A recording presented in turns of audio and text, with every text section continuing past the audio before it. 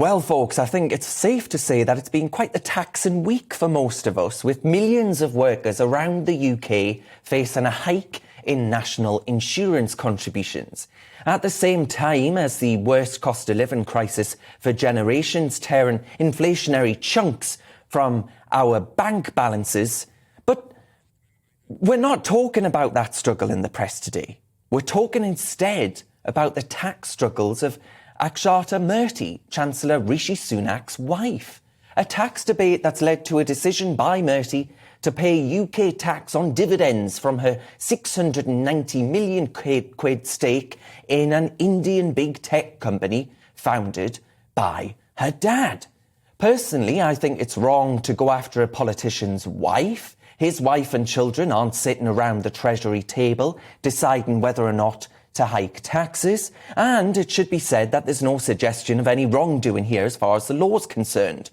When it comes to a non-domiciled tax status, you still pay taxes on income made in this country and taxes made on income made in India. All that seems to have concluded here is that Murthy will pay more tax in Britain, and Labour will still claim a win and use this leak to damage the Tory brand as being out of touch with real Britain. This is a wealthy chancellor that doesn't understand opposition politicians will wax lyrical.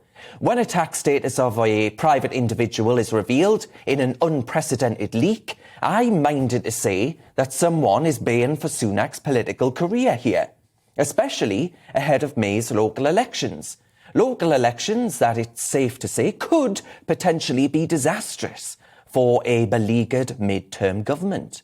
The line from opposition politicians will be that the chief tax raiser's family has tried to dodge taxes that the rest of us are all forced to pay here in Britain. It suggests a political naivety, though, I think it's safe to say, in Rishi Sunak, that he didn't see this coming sooner.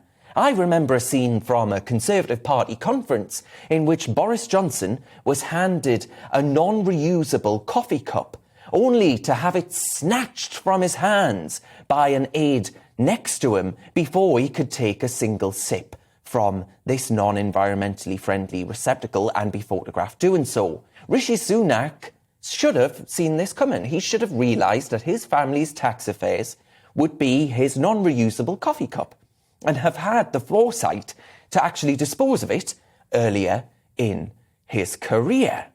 All safe to say, I think, Labour may well have a point there.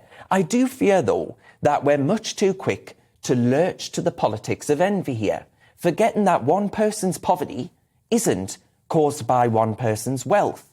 Having those fathers that have made vast fortunes in tech companies elsewhere seek to make their lives here in this country, it's good for Britain, right, to have the daughters of these wealthy billionaires, squillionaires, whatever, actually come and make their lives here.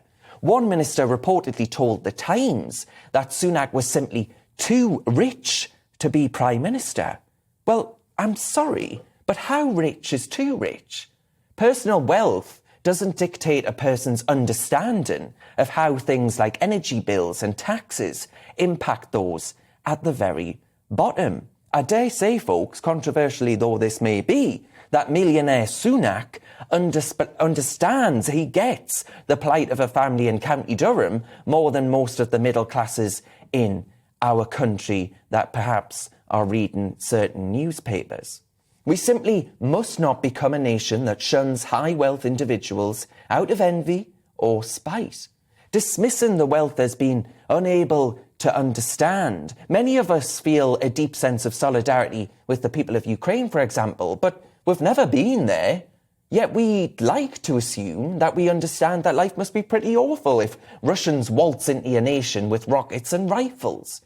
I think that should go to really highlight that you don't have to be Ukrainian to understand the plight, even more so than you have to be wealthy to understand what it's like to be poor. Food for thought there, folks. I think food for thought.